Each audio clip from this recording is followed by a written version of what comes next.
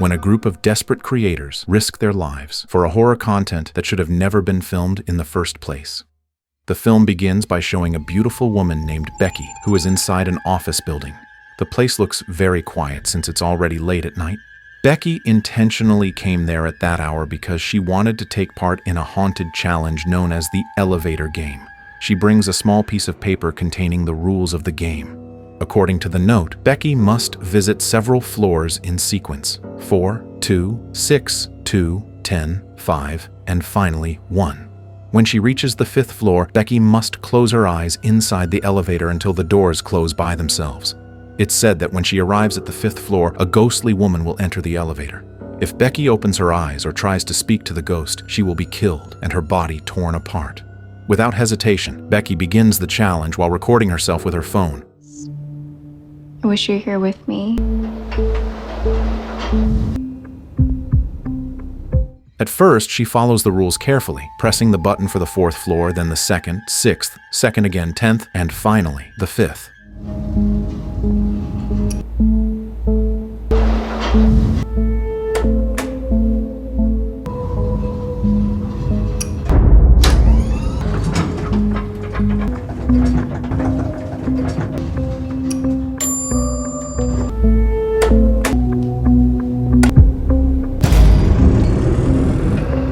When she reaches the 5th floor, Becky is supposed to close her eyes until the doors close again. But instead of following the rule, she opens her eyes because she senses something moving nearby. When Becky tries to proceed to the final stage by pressing the button for the 1st floor, the elevator doesn't go down, it goes up. She's taken to the 10th floor where a strange red world appears, said to be the dwelling place of the ghost woman. Suddenly, the ghost appears right behind Becky and she vanishes, never to be seen again. Her whereabouts remain unknown. The scene then shifts to a group of friends who love making horror videos and documenting their experiences while exploring supernatural locations. They are passionate about everything related to ghosts. The group consists of Kevin, Chris, Chloe, Maddie, and Izzy. Kevin is the leader of the group and plays a crucial role in managing their career as content creators. Their productions require significant funds, so it's Kevin's responsibility to find sponsors to finance their activities. Kevin and his team always try their best to minimize expenses. One of Kevin's cost-saving strategies is to bring in a volunteer intern named Ryan. Ryan agrees to work with them for free, helping reduce operational costs. Kevin introduces Ryan to the group. This is Ryan Keaton. Grab yourself a seat and we can keep this thing moving. Doesn't give us lots of options. Ryan is a high school student and also a fan of their horror videos. Hearing this, everyone happily welcomes him. After introducing Ryan, Kevin begins discussing their next horror project. Maddie suggests that they shoot at a haunted hotel in Japan, but Kevin immediately rejects the idea since they can't afford an overseas trip. Kevin then asks the others for ideas. Several members share suggestions, but none really interest him, until Ryan proposes that they make a video about the elevator game. The elevator game is a lift-based challenge that follows a set of specific rules, the same as those mentioned earlier. Players must visit the floors in sequence, 4, 2, 6, 2, 10, 5, and 1, and must close their eyes on the 5th floor until the doors close. If they break the rules, the woman from the 5th floor will appear and kill those who disobey. The challenge can be done in any building as long as it has at least 10 floors. A year ago, Chris had actually suggested doing a video about the elevator game, but Kevin rejected it, worrying that the audience might find a long elevator recording too monotonous. Ryan then convinces Kevin that the elevator game challenge is an extremely terrifying experience and worth trying. Through a Reddit post he read, Ryan discovered the story of a woman named Becky who mysteriously disappeared after attempting the elevator game. The building where Becky performed the challenge happens to be located very close to their base, only a few buildings away. While they are still discussing the idea, Kevin receives a call from Mr. Klein, their main sponsor, who funds all their activities. While Kevin is on the phone, Chloe takes Ryan on a tour around their base to show him every room and piece of equipment they use. This concludes your orientation. Welcome aboard. She even gives Ryan her phone number so he can contact her anytime. After Kevin finishes the call, he delivers bad news to everyone. Mr. Klein, their main sponsor, wants them to release a new horror episode within the next few days. They must finish it within a week at the latest. Otherwise, Mr. Klein threatens to withdraw all funding and stop sponsoring them. Not wanting to lose their sponsor, the group quickly decides to take Ryan's idea and make a video about the elevator game. The concept is simple. They just need to be inside an elevator and follow the rules. That means fewer video clips to shoot, faster editing, and most importantly, minimal production costs. They're confident that the episode can be finished and uploaded in just a few days. Kevin instructs everyone to prepare the equipment because they will film the elevator game that very day in the office building across the street. Luckily, it's Saturday, so the office is closed and no one will interrupt them, making filming easier. After preparing all their gear, they head to the office building. 5 seconds or I'm gonna throw you across the room. That doesn't look like an iced latte. Come on, come on, come on. Everyone in front. Izzy also wears their sponsor's branded shirt to promote it during the video. When they arrive, they start setting up several devices inside the elevator, including microphones and cameras.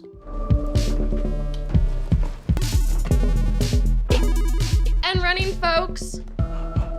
They divide tasks. Ryan and Maddie are in charge of handling the cameras. Chris and Chloe will be the hosts of the content, while Kevin and Izzy monitor everything from the surveillance feed.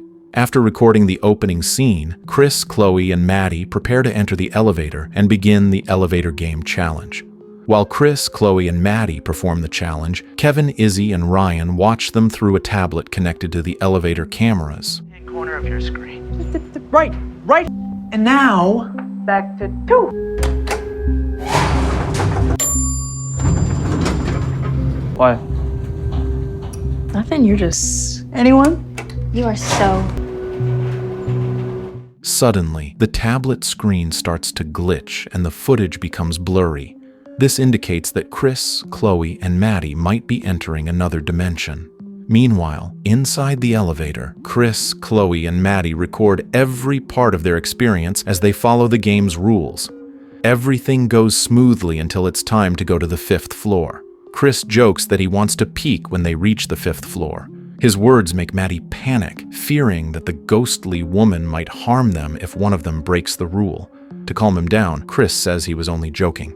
They prepare themselves as the elevator reaches the 5th floor and close their eyes. The tension inside the elevator is unbearable, something they can't even describe. Unknown to Chloe and Maddie, Chris secretly opens his eyes before the elevator doors close, which means he has broken the rule and may be targeted by the ghost from the 5th floor. Moments later, the elevator doors close. They press the button for the 1st floor, but instead of going down, the elevator starts to rise toward the 10th floor. Before reaching the 10th floor, it suddenly stops at the 9th. They are startled to see an office worker entering the elevator. Their fear quickly fades as they realize it's just a normal person. They then ride back down to the 1st floor and reunite with Ryan, Izzy, and Kevin. However, Izzy delivers bad news. Half of the elevator game footage has been corrupted. She has no idea why the recording suddenly disappeared without a trace. Izzy believes something must have interfered with the camera signal inside the elevator. This makes Chris extremely disappointed. They had worked so hard to finish the challenge, yet all their effort ended up wasted. Ryan then insists that they should redo the challenge. To prevent the recordings from being lost again, he suggests bringing all the equipment inside the elevator. However, everyone, including Chris, refuses to repeat the challenge. This frustrates Ryan. He then reveals a shocking truth. Chris is the one responsible for Becky's disappearance. It turns out Chris and Becky knew each other, and they had even dated. Ryan knows all of this because Becky is his older sister. After finding a conversation between Becky and Chris on Becky's laptop, Ryan discovered that Chris was the one who pressured Becky into doing the elevator game. Chris promised that if Becky completed the challenge, he would post her video online and it would make her famous. Because she deeply loved Chris, Becky agreed to do it. But instead of gaining fame or winning Chris's love, she vanished into the red world as a result of the challenge. Ryan's true reason for volunteering to work with them was to get their help finding Becky in the red world. He believes that by doing the challenge, they can enter the red world and search for her. Hearing Ryan's story shocks everyone, and they can't believe Chris would do something so cruel. Instead of feeling guilty, Chris lashes out angrily at Ryan. It's not like I'm responsible. You are fucking pathetic. So let me explain this in a way. Hey, guys. Before things escalate, a security guard arrives and kicks them all out. After the exhausting day, Chloe, Chris, and Maddie decide to go home while Kevin and Izzy return to the base to fix the corrupted footage. Faster, come on. Hey, Chloe. When Chris arrives at his apartment building, he is suddenly murdered brutally by the woman from the 5th floor.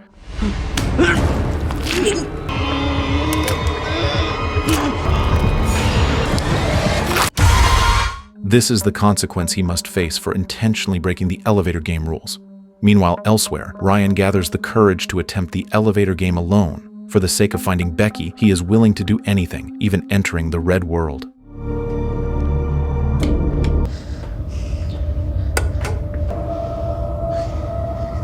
He completes the steps smoothly, and the elevator finally heads to the 10th floor where the gate to the Red World opens. Ryan can hardly believe he has entered the Red World.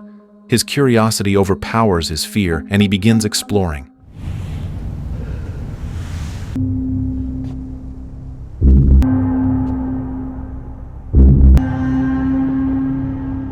After wandering for a long time, he still can't find Becky. Instead of finding her, he encounters the ghostly woman from the 5th floor who begins chasing him.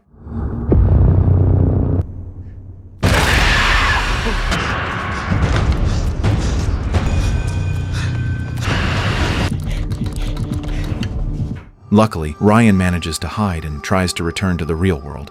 However, someone else is using the elevator, so he must wait. The people using it turn out to be Izzy and Kevin. They return to the building to retrieve a camera left inside the lift. Izzy, curious about the elevator game, convinces Kevin to try it. While chatting casually, Izzy and Kevin start following the game's rules. When they reach the 5th floor, instead of closing their eyes, they openly keep them wide open and deliberately call out to the ghost. Because they break the rules, Izzy and Kevin are instantly killed brutally by the woman from the 5th floor. The entire incident is captured by the camera inside the elevator. After their deaths, the elevator finally goes to the 10th floor, where Ryan is waiting. He quickly enters the elevator and heads to the 1st floor.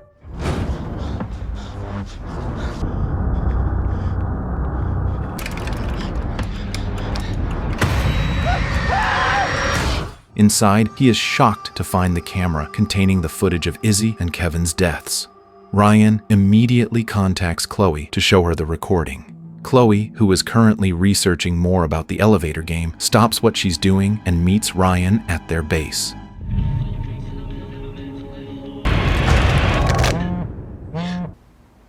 What do you want? I have to talk to you. Once there, Ryan explains that he managed to enter the Red World. Chloe, however, still doesn't believe in the 5th floor ghost or the Red World. To convince her, Ryan shows her the footage of Izzy and Kevin being murdered.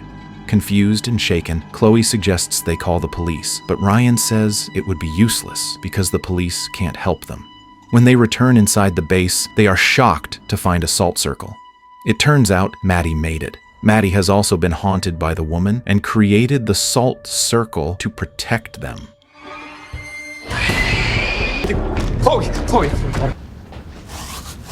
He believes they have opened the doorway connecting the real world and the Red World, allowing the ghost to terrorize them. They begin discussing how to stop the haunting. Earlier, Chloe had been researching the elevator game. From what she found, she learned the history behind it.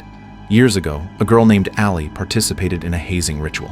The seniors locked Allie inside an elevator shaft room in an office building, promising they would release her after an hour. Unfortunately, they forgot their promise and never returned to free her. For several days, Allie remained trapped in the dark room, terrified and starving. Eventually, when the office reopened and the elevator started running again, Allie, unable to escape or call for help, was crushed to death by the moving elevator. Her mangled body was discovered several days later. Since that tragic event, Allie became a vengeful spirit who would kill anyone without hesitation. Even after learning this truth, Chloe still refuses to believe in such supernatural things. She and Ryan begin to argue again, but their argument stops when they hear someone softly humming a tune. It's Maddie. I heard it too. When I was there, she was humming it. Elevator goes. The song he's humming is the same one the ghost woman always sings before she appears.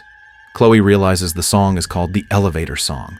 From the lyrics, they deduce that in order to close the gate to the red world, they must go down to the first floor, just like Ryan did earlier.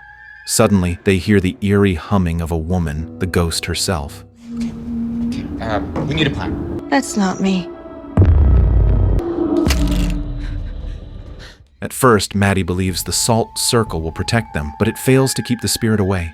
The ghost violently kills Maddie right before their eyes. According to what I've read.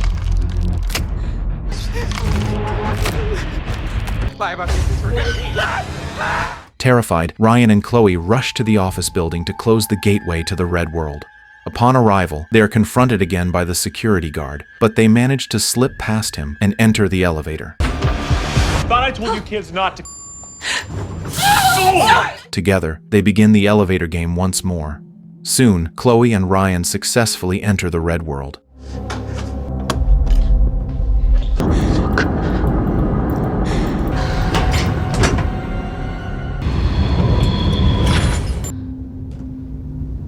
We need to go.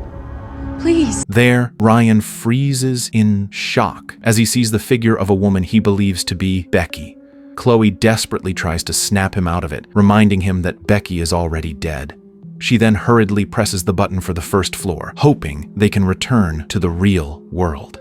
However, instead of going down, the elevator stops at the 5th floor, where the ghostly woman waits. Ryan and Chloe quickly close their eyes as the doors slide open. They can hear the chilling whispers of the ghost nearby, but they must not look. Unfortunately, Chloe accidentally opens her eyes, and the ghost immediately kills her. Now it's Ryan's turn to die, but instead of killing him, the ghost drags Ryan back into the red world, where he finally reunites with his sister Becky, who is still trapped there.